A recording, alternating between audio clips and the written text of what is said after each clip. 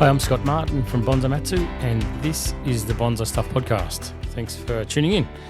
This episode is going to be on a few issues which are really relevant to any of us listening to this podcast. Tree lovers in pots that we need to deal with continually throughout the year. So these are issues of watering is the first thing I'm going to cover off on, and more importantly, this podcast, this part of the podcast is going to be dedicated to overwatering. It's like Goldilocks. It's too hot, it's too cold, just right. Well, with us, it's too much water, too little water, or just right. So I want to focus on the part where there's too much watering in this podcast, rather than sending everyone to sleep. And just how we can handle it. It's a common thing to deal with in summer. May not feel like it is, but often people, including myself, err on the side of caution when it comes to watering your bonsai. And there's a real downside to it. So it's something that I want to talk about. Hand in hand with that, there's other issues that come around this time of the year too. I'm in Melbourne, Australia, and we're in a humid area at the moment. It's we do get the hot, dry days, but there are definitely patches of humidity, and with that comes fungal issues. So I want to chat about that as well. So I'll start with those, and then to wake everyone up at the end of the podcast, I'll go back into another trip I made to Japan in Aichi-en. Seems to be lots of positive feedback with the learnings and stuff like that. And I must admit, from my point of view, it's nice reading through the notes from so long ago again. So without any further ado, let's get into it.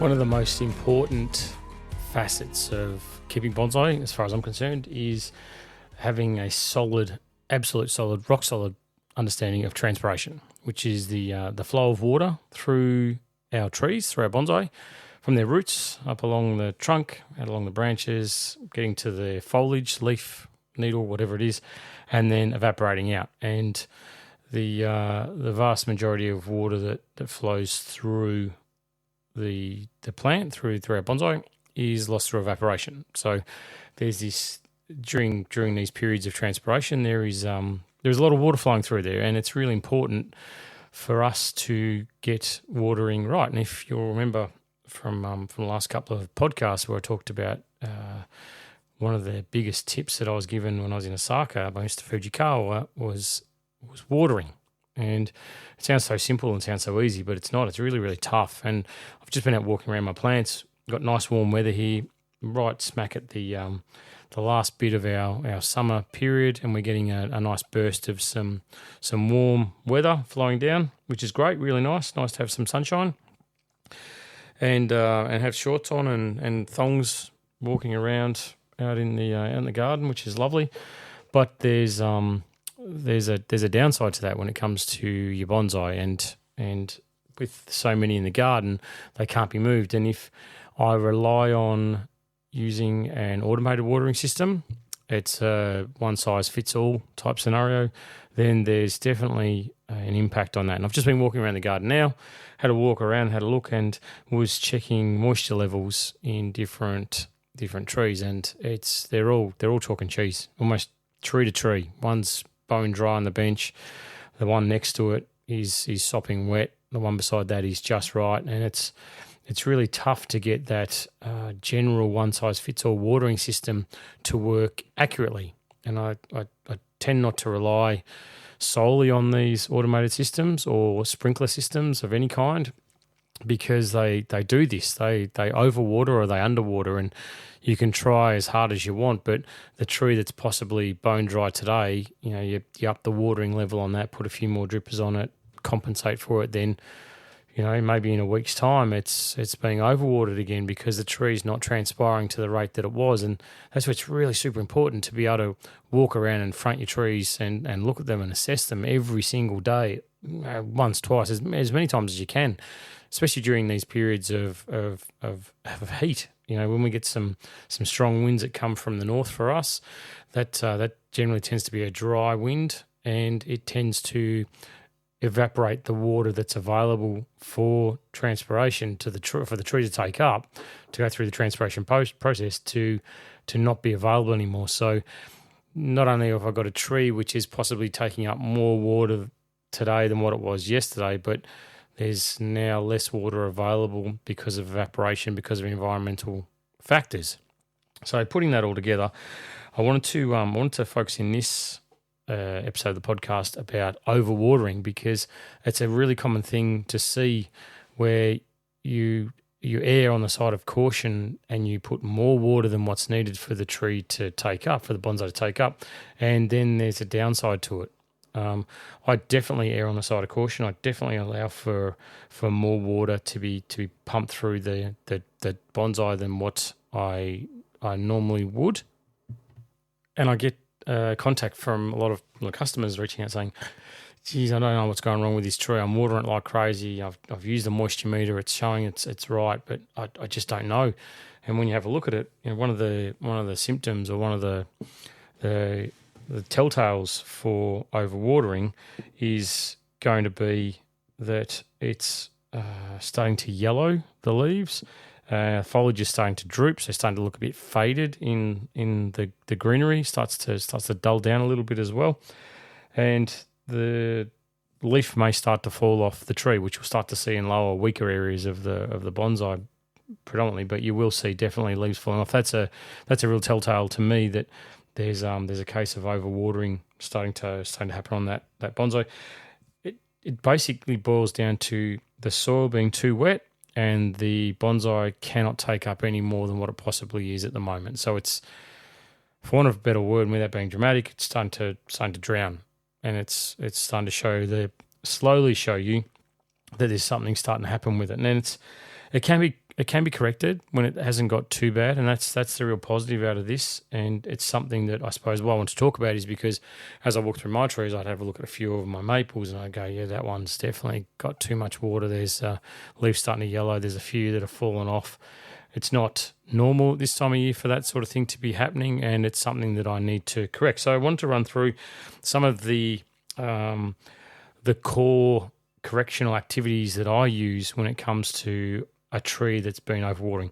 Very first thing is I put a note on it that it's got to get repotted ASAP.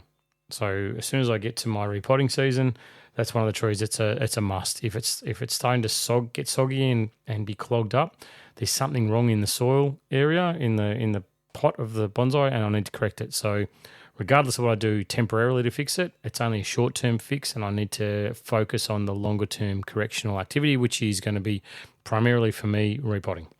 All right, so given that there's too much water sitting in the pot, think of it like a pond, you can aerate. So if you take a screwdriver or a chopstick, something like that, and you put it into the pot, and spaces of a couple of centimeters, an inch, whatever it is, you put that in and wiggle it a little bit and create a little bit of a hole. It allows for air transfer, air to get into that part of the root ball, and you repeat that right over the whole pot without, you don't want to make a million holes in your pot, but generally you can make 15, 20 holes on a medium size, 30 centimetre pot, something like that, and that will help that water to evaporate rather than being contained in the pot. If there's heavy moss coverage on top and that's or sphagnum moss, something like that, you can scrape that off, scrape it back, and let that air get in there and allow things to evaporate. This is only if it is being overwatered.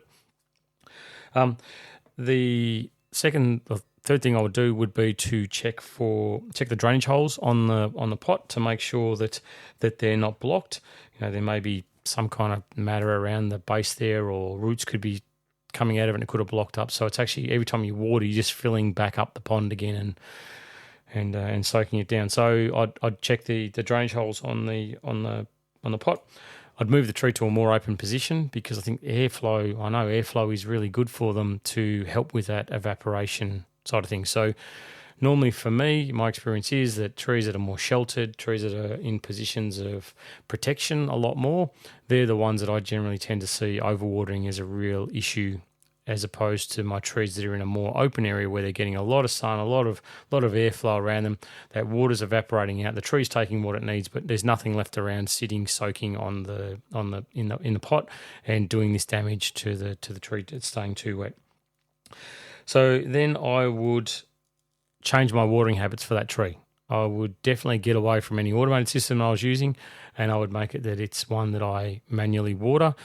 And because the tree has been affected, I would cut my watering scale back. I would not give it anywhere near as much water, and I'd be waiting for that soil to start to really look like it's drying out or feel like it's drying out, or test it with a moisture meter and see that it's starting to dry out before I re-watered that bonsai. I wouldn't just automatically put it into the system of it's 9 o'clock, I've got to get out there and water everything as much as I possibly can, because that's what got me into this problem. Next, I'd make sure that I removed any of the damaged leaves, anything that's falling down, get them off the bench so they're not clogging up the soil surface. But also any that are in the tree itself, in the bonsai, I would look to remove those. If they feel like they're going to fall off when you give them a little tug, just take them off and get rid of them and be done with it. There's no point hanging on to that side of things. And also, you accept that this can take a while to repair. It could be maybe a week or 2 weeks before this tree's system, the engine starts rolling as it should and starts taking up water as you'd expect it to, and then you can sort of start to move it back into the normal side of things. So it takes a little while for overwatering to show its ugly head, but it takes a little while too for it to disappear and stop being an issue for us. So, like I said, don't feel bad if you look at your trees and have a walk around after listening to this podcast and go, yeah, Jesus, they are yellowing. Oh, my needles are starting to yellow on my pines. Yep, okay, well that's overwatering.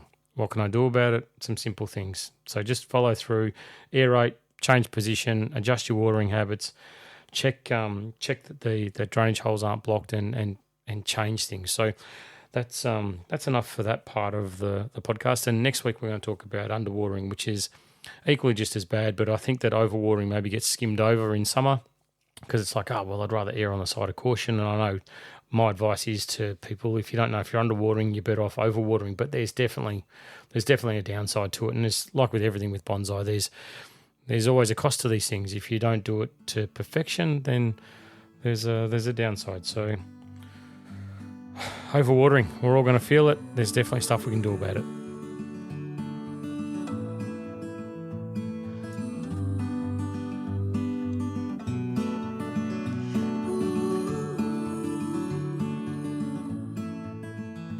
Now comes the segment of the podcast, which hopefully doesn't make you fast forward or doesn't make you turn it off or fall asleep. Well, maybe it does. Fungal issues on bonsai. It's really common for me at the moment to be seeing things late in summer where I see a lot of fungal issues appearing on foliage, on deciduous trees. Oak, definitely I believe, honestly, are one of the first to show any issues.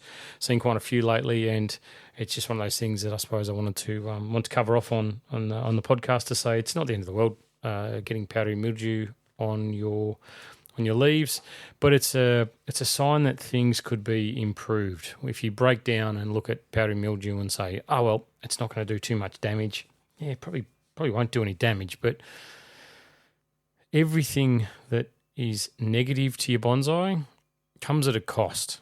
So if it's weakening your tree by 1, 2, 3, 4, however much percent, then should you improve it? Should you fix it? Yeah, you definitely should, because all those things, I've talked before about the 1%ers, and it's the little things that eventually make great bonsai and make brilliant bonsai and make us all so happy. And it's little things like powdery mildew starting to appear and making sure that you identify it quick enough, and then you treat it, and then you correct why it's happening in the first place, as to be fundamental for the strong development of your bonsai. You don't want to have powdery mildew now.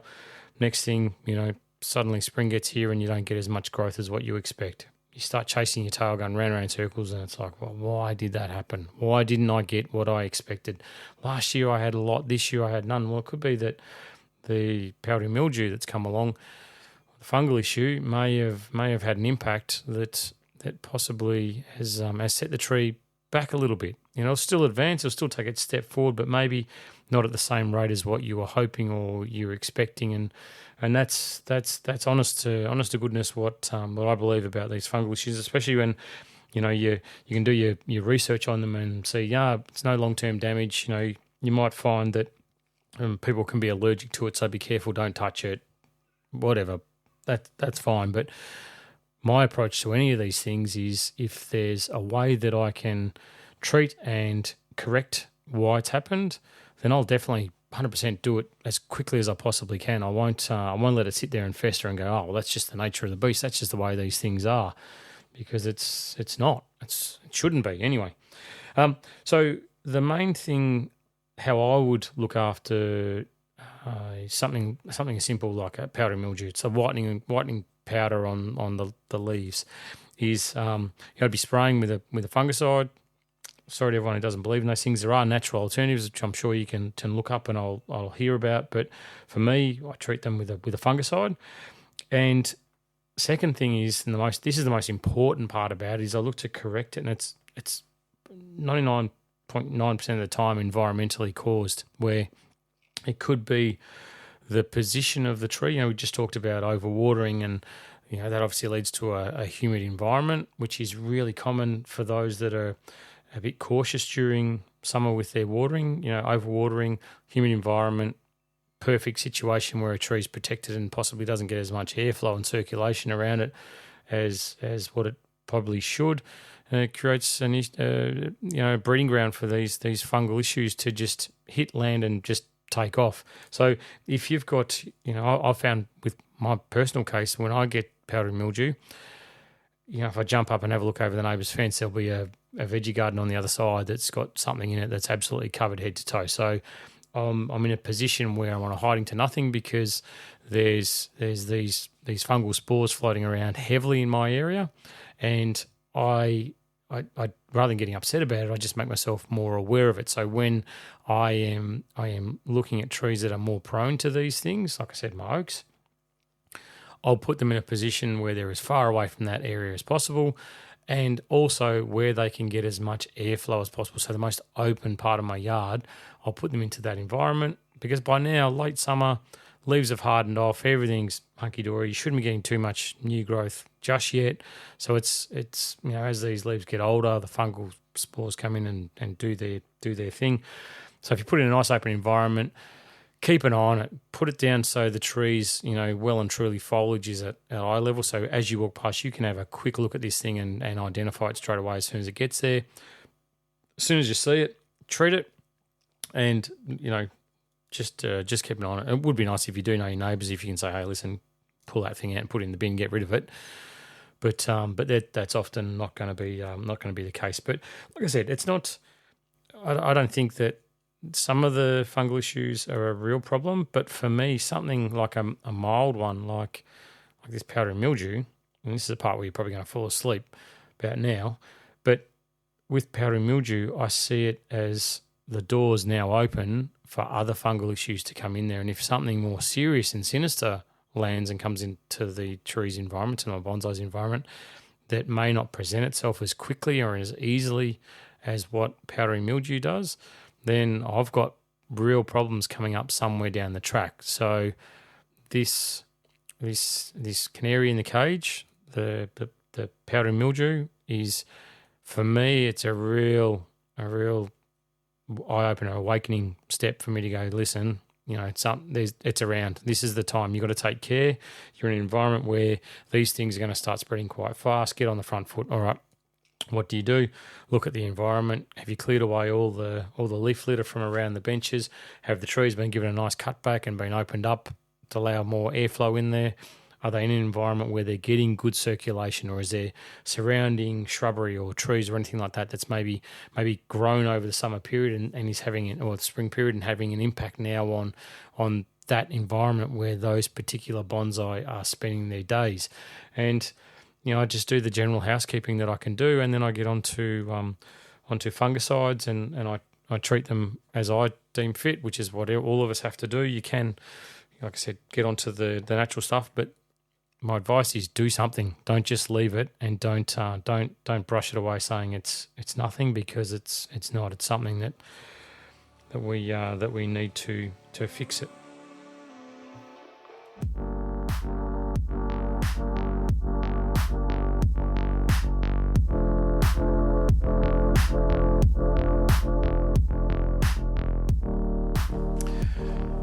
With that over and done with, I feel like I've just finished the kids' maths homework, and now it's bedtime and it's time to get on to story reading, which is far more enjoyable. Anyway, so to recap, I'd been to Aichi-en in 2012 for my first trip to Japan, which was really good. Really started me on a lifelong path. And then next year, as a result of a change in apprentice leading the way at Aichi-en, it was not possible in 2013. So then I went to Osaka and studied at Koken, which was really, really good.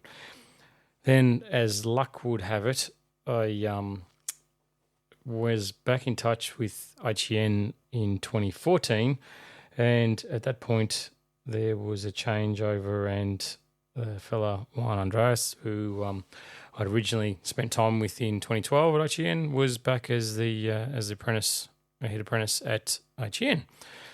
So I was very fortunate enough to have direct contact with him and could arrange to head back there again and recommence my studies, my training, my learnings, which was awesome. It was such a good feeling. I remember when I first got in contact and he said, "Yep, we'd love to have you. That'd be great. Come on back. When do you want to come?" So I broke it down and went there to do primarily pine decandling, to really nut that down. And so I was in there in June in 2014, back to Aichi-en, which was really nice. So meeting the guys at the airport, getting picked up, it was like, yeah, this is awesome. This is great. This is exactly what I want. And just every time I found myself heading back there, it was just like, yeah, it's just another confirmation of exactly what your passion is and what you want to do. And I went there as humble as I ever could be, and went there as that sponge that I've talked about, and just had a big list of things that I wanted to talk about and cover off on and get my head around. And I've come home, read my notes just recently to get ready for this podcast, and it was like, every question was answered plus some more, and there was the experiences in between and all the joy and different food and culture and, God, bonsai everywhere. It was great. My first note is that when I got there, I dropped my bag as soon as I got in the gate and ran around the nursery thinking, oh, yeah, I hope the trees are still here, the ones that I saw first time I came. And, yeah, sure, there are definitely legacy trees that are floating around, but one thing I'd noticed in the couple of years that I was there was a massive change in the size of the stock that was coming in. The trees had got really, really big, and I think that they were primarily purchased for work to sell to customers that deliberately wanted big bonsai, big names and big bank balances, that sort of thing, and they wanted to have their bonsai enormous. And that was really something that blew me away about that trip. Seeing it was, there's lots of trees. It felt like the nursery had swollen with trees. The benches were definitely all full, far more full than what I thought. Obviously, first time I went there, it was winter. This time when I went there, it was summer, and they've had the spring growth. So everything does look more crowded over that period after the spring growth. But it just felt like there was not twice as many pots on the benches, but it was pretty close. And the size of the trees that were sitting around waiting to be worked on or had been worked on that were ready to go were a lot bigger than what I'd expected. So I went through and did all the usual stuff with decandling, which is awesome. Talked about primarily the way it's done over there. Obviously, it's different for different places around the world. But we talked about number of needle pairs to keep and why it's different, and even different nurseries over there.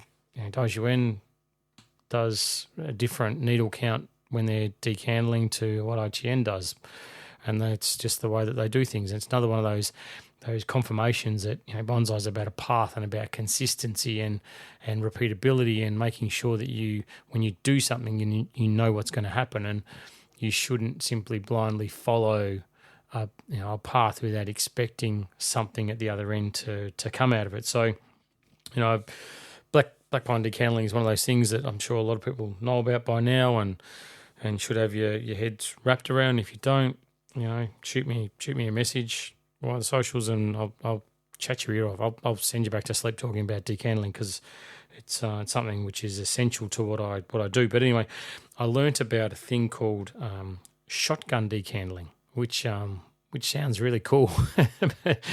It's more used for weaker black pines, where you'll get to the weaker areas on a tree, or particularly if it's a completely weak black pine, you'll not decandle it this summer. You'll let it grow, let that elongation start to happen. Next spring comes around, you don't break the candles, you just leave them so they keep getting longer and stronger. And then when it gets time to decandle the second year, so you've skipped 1 year, haven't touched it all through the growing period, you get to that second year, then you go back to the first year's base that's grown, so it'll be 2 years now, and you cut at the base. So you're decandling back a year prior to where you were. And the expectation is that it should promote back budding.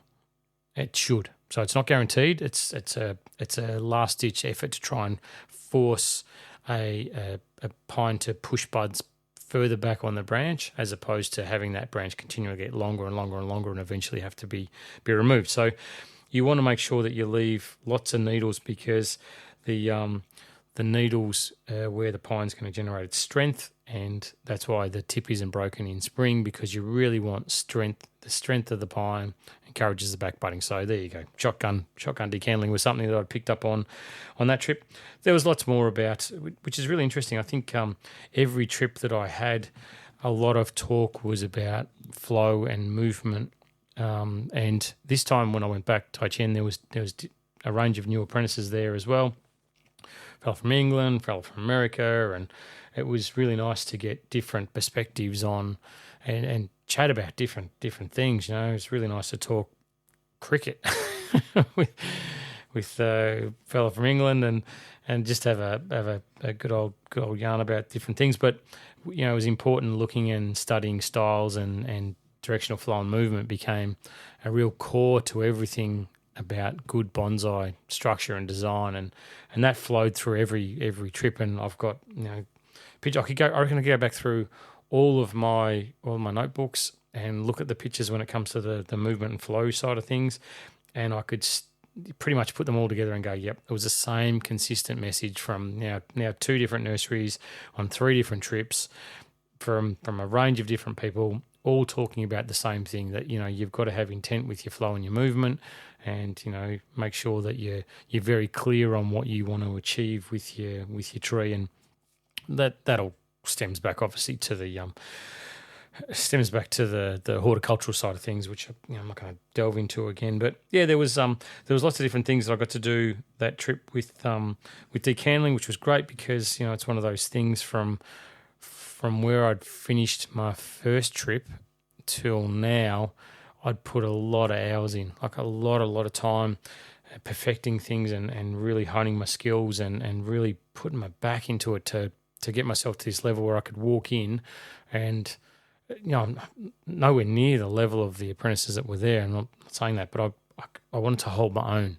I wanted to feel that I could sit in that workshop and I could take a seat and a podium and be given due time and respect for what I could do. And that's always a driver for what I do, is to have myself at the best level I possibly can. If there's something I can improve, then just take my time, work on it slowly, get that muscle memory, make sure it's as good as I possibly can be, then look to speed things up. Never jump in and speed things up and try and make it as quick as possible until you've got the skill set to back yourself. And that's really what I'd worked on. And it was good because, when I walked in, things sort of escalated quicker than what I expected with quality trees I got to work on. And there was styling work, but there's rough trees that hadn't been decandled for a couple of years that needed to get worked on, had to have needle pluck, had to have wire put on them and get shaped and then presented, and I seemed to get through those a lot faster, and the changes that were made at the top level by Mr. Tanaka. There's always changes, always improvement, but it wasn't as drastic as what I'd thought it was going to be, and it was nice. And then the next quality of the tree that would come in would be a slightly better tree, and then the one after that would be even better, and it just seemed to snowball on that trip for me, where it was a lot of fun, a lot of fun, and it was the camaraderie in the workshop as well. Really took off, and I remember I went out one night with Juan and John from England, and we went to a bar and sat down and just laughed, and it was awesome. It's some of those friendships that we all make through bonsai that stick around for forever. That you look back on, and it's just a snapshot, like a photo in time, a memory that I think of now, and even to this day, it's years later, I still get a smile on my dial thinking about the laughs that we had and what we did, and the bloody taxi home at God knows whenever hour, and it was just a lot of fun. So these trips really mean a lot to me. And then I took more advanced things about wiring techniques and really trying to take that next level with everything that I did in my learnings, I suppose. So it's not just go there and go, yep, I know wiring, I've done that, I've honed my skills, it's whatever. It's like, okay, what can I do better? Like, how do you do that when you push that branch? When you do this, it moves like this, and the wire stays like that. Whereas mine doesn't. It's like, oh, okay, well that's this. It's like, oh, hang on a minute, let me write that down. Let me draw a picture. Let me take photos. Righto. So there's another little piece to the puzzle for me that's in my repertoire now that I can use every single day when I get in front of a tree. So also learned that bonsai in Australia is relatively young compared to Japan, and so I went over there and I was asking about candle breaking, spring candle breaking. What do you guys do, whatever? And Mr. Tanaka's like, huh? What do you mean spring candle breaking? I said, no, when the candles start to elongate in spring, how do you guys do it? What do you break? Is there a length? Is there a size? Is there and he goes, no, we don't do it on these ones. And I said, why not? And he goes, because they're all mature trees and they're so refined that the candles that come out at springtime are all balanced across the entire tree. And it's like, okay, so spring candle breaking then is on unbalanced trees where you get stronger areas and you're trying to push resources from strong areas to the weaker ones. It was like light bulb, okay. So another reason why you don't just blindly follow an instruction that you've read or you've heard or you've been told. It's like, why are you doing this stuff? All right, so you do it on trees that haven't been balanced yet. All right, so it's a technique. Yes, we can take from the strong and give to the weak, do the Robin Hood, but we need to work out how we can better balance the tree so we don't need to use that technique at all. So spring candle breaking shouldn't be something that you just jump into. It's like, well, okay, if we have to do it, that tree's unbalanced. How do I make that tree balanced? How do I stop? And I know that myself, as I've got my trees, my pines to a nice level, a really refined sort of level, I know that that's happening more and more now where there is less candle breaking. It's like, yeah, I'm getting there. And then I have a look and there might be one area or one branch or whatever it is. It's like, okay, well, that one still needs to be turned down. Are there any that are suffering? All right, so if those ones need to be turned up, how do I do that? How do I increase the strength? All right, when it comes to needle plucking, don't pluck back to whatever number of pair of needles it is I'm going to keep. In the weaker branch, let's leave a few more in that area. All right, so is the branch above it shadowing it? Do I need to reposition that branch with a little bit of wire to give it more sunshine? So there's a massive thought process behind one simple little task of spring candle breaking that this trip opened my eyes up to, and went, it sounds crazy to hear, no, we don't do that here, to have this flow-on effect, this snowball rolling for me to change all these things, but it did, and that's why I think these trips are bloody awesome. And reading notes that say to me, today was a good day. When I go to a certain day and on my trip and go, today was a good day, it's like, yeah, it was a good day because I got to work on a really old Japanese red pine and I got to do this, that, and whatever with it, and there was a few minor tweaks, and then I got the okay, and it was move on to the next one. I was like, yeah, they are definitely they're adventures. They're bonsai adventures that are brilliant. I also did a lot of stuff with talking about grafting and stuff like that, and grafting isn't something that I do a lot of, or tend to think of as a like approach grafting. I'm talking about thread grafting. Yeah, no worries. I'll do that all the time on certain species, but approach grafting is not one of the strong grafts that I tend to use as my first go-to for adding branches to a trunk or foliage to a branch.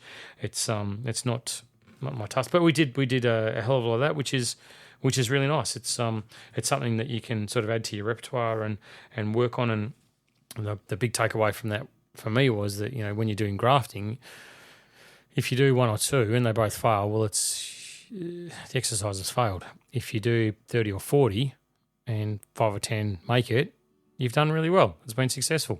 So if you're going to graft, you know, silent grafting, then you want to make sure that you're doing far more than what you actually need, so you can be successful with the task.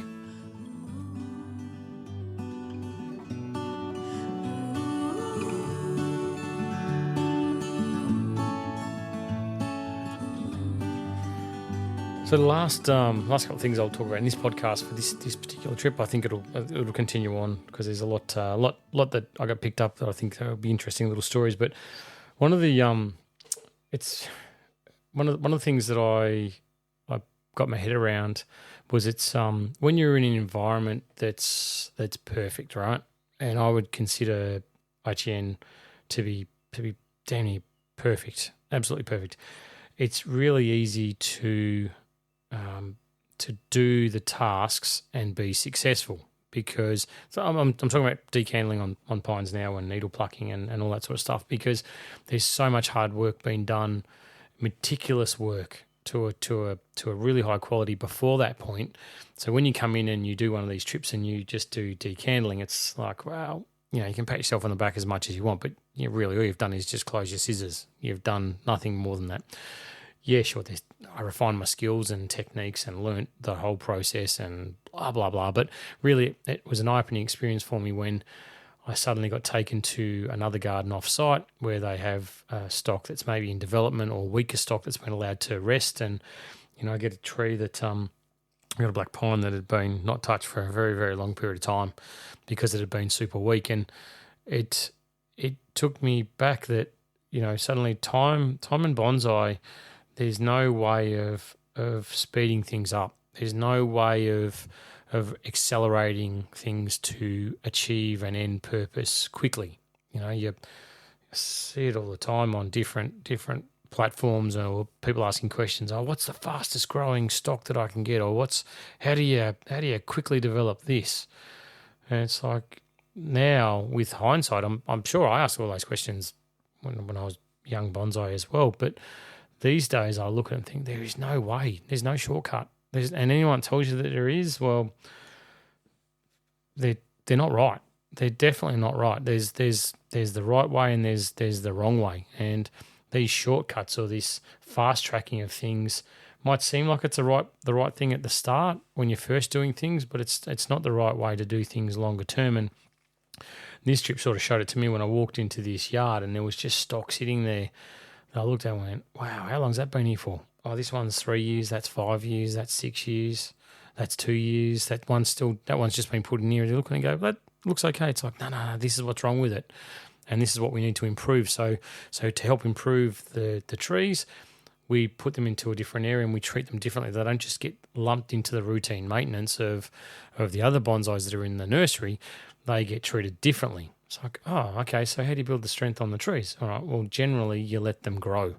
You don't worry about your ramification. You don't worry about structure of the tree. All you're doing is you're looking at the health of the tree and how you can improve it. And, you know, trees get stronger when they're allowed to do what trees do. You know, sometimes the pot gets put onto the surface of the soil and the roots are allowed to tap through the drainage holes at the bottom and run away, and that'll boost the tree's strength and make it a lot stronger. And that's that was really eye-opening for me to see that it's not something that you can just flick a switch and go, well, okay, give it this magic tonic, throw a few pellets of fertilizer on there, and she'll be right. Keep going with what you're doing, because it's not the case. That's when our trees end up in the green bin, when we do that too fast, too aggressive approach to looking at them and growing them, and we've got them on our timetable rather than looking at it from their point of view, going, well, what's best for you?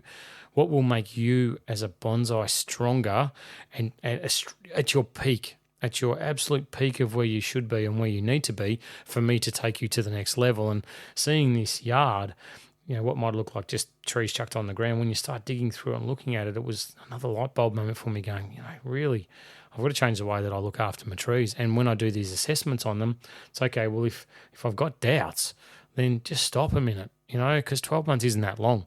Losing 12 months of my time is definitely better than losing the bonsai. It doesn't cost you anything to be delayed when it comes to bonsai. It's not like there's a race to get to the end point. If you don't have your bonsai to that level by that time, then you failed, or it costs you monetary value. There's no cost in doing things the right way. There's a cost in doing it the wrong way, put it that way, because your green bin will be full every second week.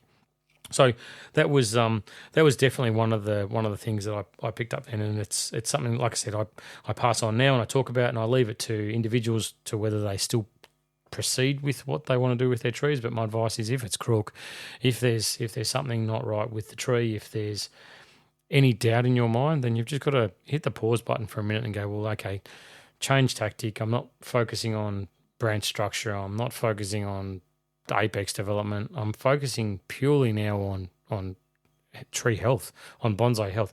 How do I get this tree from this point to the strongest possible I can? Because I can guarantee you a strong tree will develop twice as fast as a weak tree. So if you want your accelerated development rate for bonsais, the golden bullet to take a tree to be the best it possibly can, just make it as healthy as it possibly can, because you'll have far more options than what you will if you keep flogging this thing into the ground. So anyway, and the final note for that day afterwards, which I thought was quite funny when I was reading it, was my notes about my dinner. My dinner was mackerel, rice, miso, vegetable with chicken bits. ... Don't ask. So yeah, my note was it was delicious. I don't know what it was, but it was definitely part of the trip. Wraps up another podcast. Thanks for sticking around. Hope it wasn't too boring for you. I hope you take something out of it from a positive point of view, that these little triggers that we get, overwatering, fungal issues, they're all things that we can treat, and they're all things that we deal with. So you're not alone. It's every single one of us deals with these things over time. So don't ever be told that, oh, this is unique to you, you're doing the wrong thing, because that's not the way it works. We all cop it, so we all got to deal with it, and there are definitely strategies that we can deal with.